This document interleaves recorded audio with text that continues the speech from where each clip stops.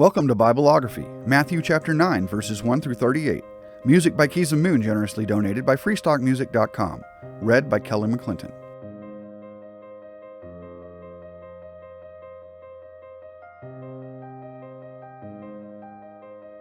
Jesus stepped into a boat, crossed over, and came to his own town. Some men brought to him a paralyzed man lying on a mat. When Jesus saw their faith, he said to the man, "Take heart, son, your sins are forgiven." At this, some of the teachers of the law said to themselves, "This fellow is blaspheming." Knowing their thoughts, Jesus said, "Why do you entertain evil thoughts in your hearts? Which is easier, to say your sins are forgiven, or to say get up and walk? But I want you to know that the Son of Man has authority on earth to forgive sins." So he said to the paralyzed man, "Get up, take your mat and go home."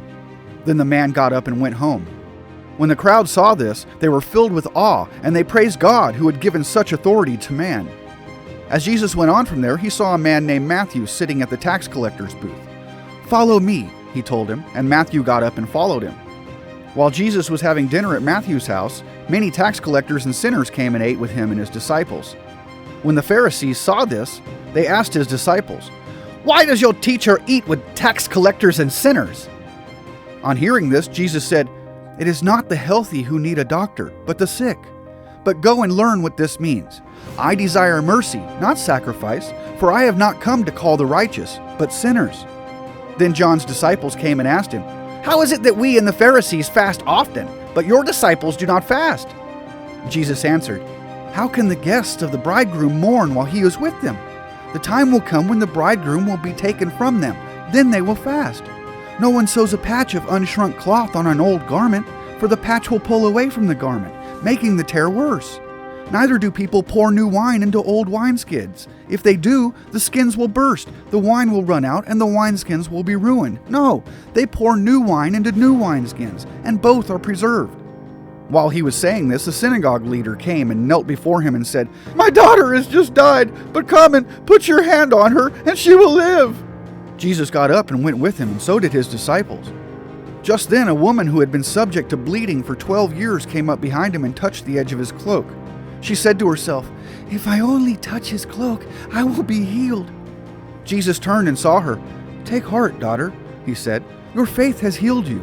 And the woman was healed at that moment. When Jesus entered the synagogue leader's house and saw the noisy crowd and people playing pipes, he said, "Go away. The girl is not dead, but asleep." But they laughed at him. After the crowd had been put aside, he went in and took the girl by the hand, and she got up. News of this spread through all that region.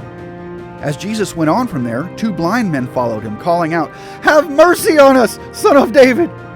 When he had gone indoors, the blind men came to him, and he asked them, "Do you believe that I am able to do this?" "Yes, Lord," they replied. Then he touched their eyes and said, "According to your faith, let it be done to you." And their sight was restored.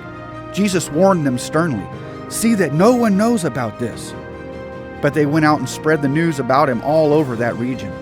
While they were going out, a man who was demon-possessed and could not talk was brought to Jesus. And when the demon was driven out, the man who had been mute spoke. The crowd was amazed and said, "Nothing like this has ever been seen in Israel."